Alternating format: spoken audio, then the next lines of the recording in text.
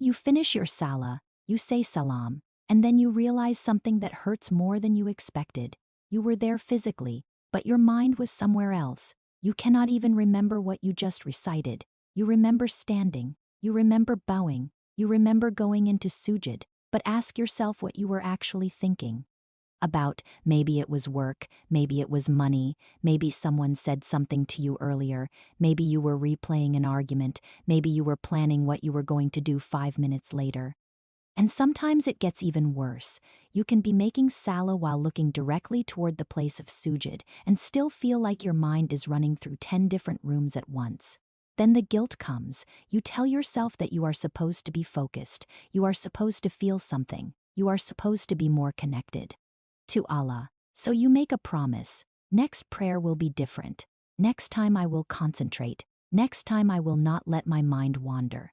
Then the next Salah arrives and somehow you are back in exactly the same place. But what if the problem is not that you do not care enough? What if you have been trying to create Khushu in the wrong way? Because most people try to force focus by fighting every thought, and that is exactly why they become more distracted. Today I want to show you a different way to approach Salah, not by pretending your mind will become perfectly empty, not by waiting for some magical feeling, but by learning how to bring your attention back again and again until your Salah starts to feel completely different.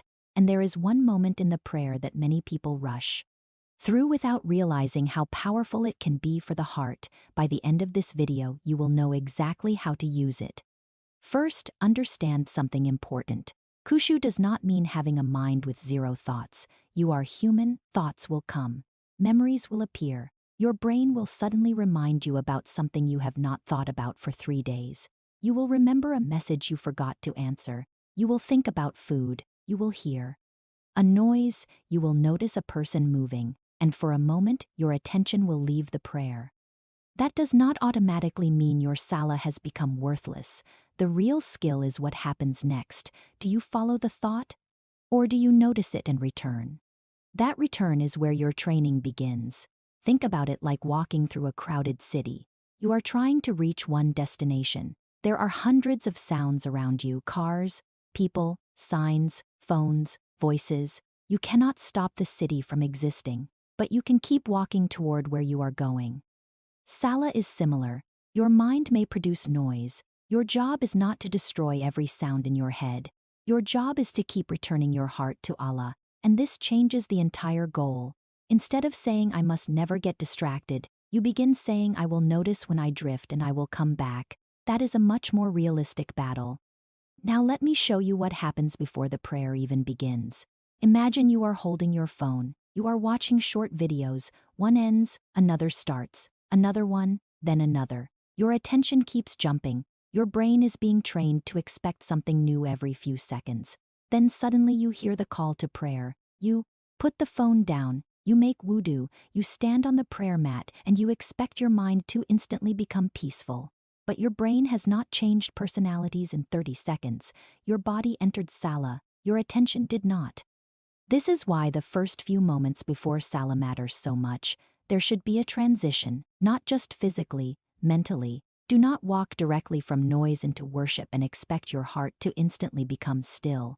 Give yourself a small gap, put the phone away before you stand, stop whatever you were doing, take one calm breath. Stand still for a moment, look toward the place where you will make sujud, and remind yourself of one simple truth. I am not stepping away from life, I am standing before Allah. That sentence can completely change the way you enter the prayer, because most people enter Salah thinking about what they are leaving behind. They are thinking about what they need to do afterward. You want to enter thinking about who you are standing before now. Then the takbir becomes more than a movement, it becomes a doorway. Allahu Akbar, Allah is greater, greater than the message you were worried about, greater than the meeting tomorrow, greater than the argument from earlier, greater than the money problem, greater than the thought that has been following you all day. The moment you understand that, takbir starts to mean something very personal. Now your mind has somewhere to return to. Here is the first major problem. You stand in qiyam and begin reciting. Then before you know it, your lips are moving automatically. You reach the end of a passage and suddenly realize you were not really listening. You were reciting with your mouth, but not with your attention. So try something different. Slow down the meaning, not necessarily the entire prayer, just one phrase at a time. When you recite Al-Fatiha, do not think only about finishing it, think about what you are saying. When you say Alhamdulillah Rabbil Alamin, remember that you are praising the Lord of all worlds. When you say Ar-Rahmanir Rahim, remember mercy. When you say Maliki Yawmiddin, remember the day when everything returns to Allah.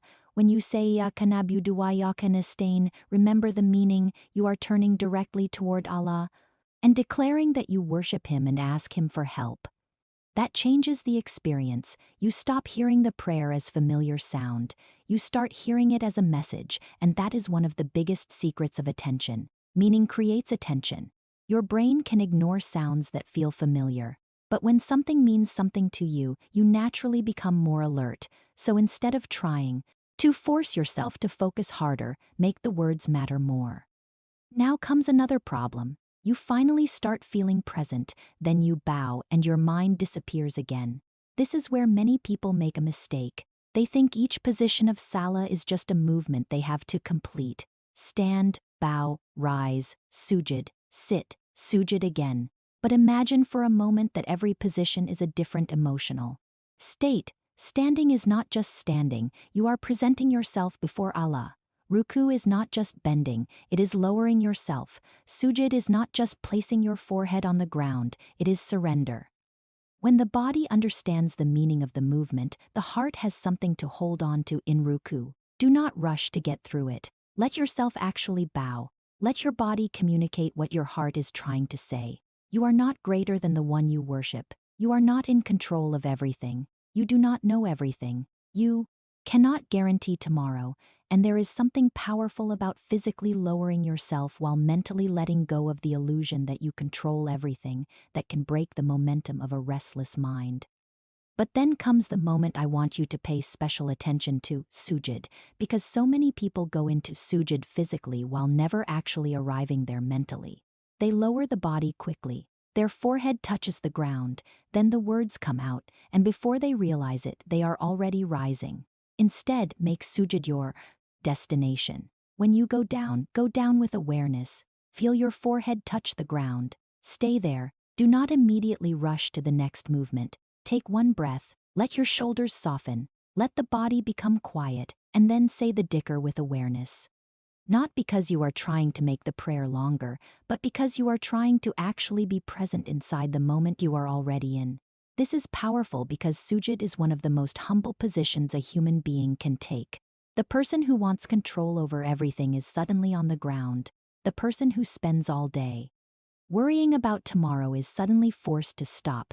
The person who spends hours protecting an image in front of other people is suddenly face down before Allah.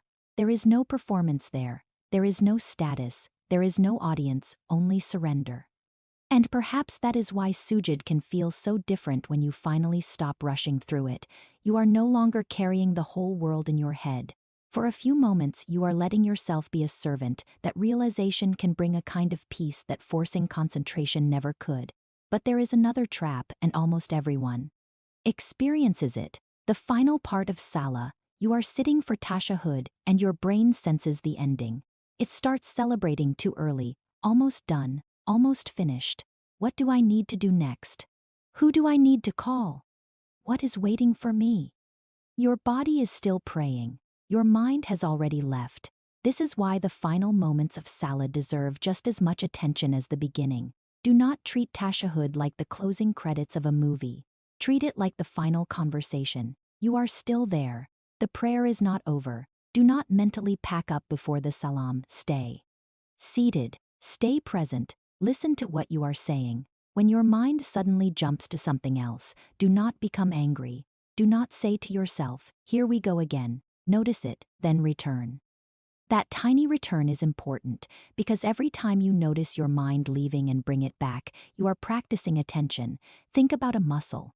Nobody becomes strong by lifting a weight once. You train by repeating the movement. Focus works the same way. Your mind wanders, you return. It wanders again, you return again. Over time, returning becomes easier. So stop measuring your Salah by whether you had a completely perfect mind, measure it by how often you came back. Now there is another technique that can make this much easier. Use a different anchor for different parts of the prayer. Before you begin, anchor yourself with stillness. In Qiyam, anchor yourself with the meaning of the words. In Ruku, anchor yourself with humility. In Sujud, anchor yourself with surrender. In Tashahhud, anchor yourself with the awareness that the prayer is still happening right now. You are giving your mind somewhere specific to go. And this is much easier than telling yourself to focus. Focus on what? That question matters. The mind needs an object, a word, a meaning, a posture, a breath, a feeling of humility, a reminder of Allah. Give it one. Now think about another reason your Salah may feel difficult. You may be carrying unresolved emotion into the prayer. Maybe someone hurt you. Maybe you are angry. Maybe you are worried about money. Maybe something happened today that you cannot stop replaying. Then you stand to pray and try to force those thoughts away. Sometimes that makes them louder. Instead, acknowledge what is happening. You can quietly recognize that you are worried. Then remember that you are now standing before the one who already knows what is inside you. You do not need to solve every problem before you pray. You do not need to become emotionally perfect before you pray. You bring the problem to Allah. That can be the prayer. You are not pretending the struggle does not exist. You are placing the struggle before the one who knows it better than you do. And suddenly the prayer stops being another task you must perform perfectly. It becomes the place where you bring your imperfect heart. There is something else I want you to try. Do not judge your entire prayer while you are still inside it. This sounds simple, but it changes everything. Sometimes people are standing in Qiyam thinking, I am not focused. Then they become frustrated because they are not focused. Then they think, my prayer is terrible. Then they feel guilty because their prayer feels terrible. Now they are no longer focused on Allah. They are focused on judging themselves. That is another distraction. So when you notice your mind has wandered, do not start a second battle against yourself. Just return. No anger, no panic. No internal speech, just return, like bringing a child gently back to where they are supposed to be. This is especially important because shame can become a loop. You get distracted, you feel guilty. The guilt creates more mental noise. The noise creates more distraction. Then the distraction creates more guilt. Break the loop, replace guilt with return. You do not need to hate yourself into Khushu. You need to repeatedly return your heart, and there is one final change that can transform all of this. Protect your attention outside the prayer, because it is difficult to live in constant noise and expect instant silence during Salah. Look at what your mind experiences throughout the day. Constant notifications, fast videos, endless scrolling, background audio, multiple conversations, switching between tasks, jumping from one piece of information to another. Then you stand in prayer and ask your mind to become still. Give it a chance to become still before you. Expect it to. You do not need to become extreme. You simply need moments of silence. Walk without your phone, sometimes eat without watching something. Sit for a few minutes without reaching for stimulation. Let your brain experience boredom again. Because a mind that never practices stillness will find stillness uncomfortable. And Salah requires a kind of stillness that does not mean you need to become a different person overnight. It means you slowly rebuild your ability to stay with one thing. And perhaps the most beautiful part is this: the prayer itself can help train you. Every time you return to the words, you practice attention. Every time you slow down in Ruku, you practice humility. Every time you remain present in Sujud, you practice surrender. Every time you catch yourself drifting and return, you practice discipline. So Salah is not only something you do when you have focus, it can also be one of the places where you learn focus that changes the way you see the struggle. Your distractions are not proof that you should give up. They are opportunities to return. Tomorrow, do not try to have the perfect Salah. Do something much smaller before the prayer begins. Create a quiet moment. When you begin Qiyam, listen to one phrase with full attention. In Ruku, slow down enough to feel humility. In Sujud, stay present for one extra breath. In Tashahhud, refuse to mentally leave before the Salam. And when your mind wanders, return without attacking yourself. That is it. Do not chase a perfect feeling. Build a pattern. Return. return again, return again. One day you will notice something strange. The prayer that used to feel like a battle starts to feel like a place you can breathe. The same world is still outside, the same responsibilities are waiting. The same phone is sitting somewhere nearby. The same problems have not magically disappeared. But for those few minutes, your heart knows where it is, and maybe that is what you were looking for all along. Not a prayer with zero thoughts, a prayer where, whenever your thoughts take you away, you know how to come home. Because Khushu is not about becoming someone whose mind never wanders.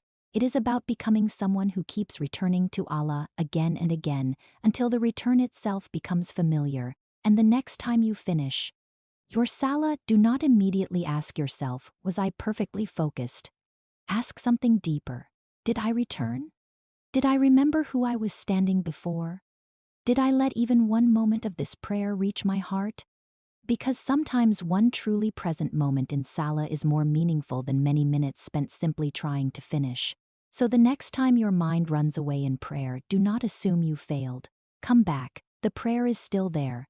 Allah is still there, and the door back to presence is still open.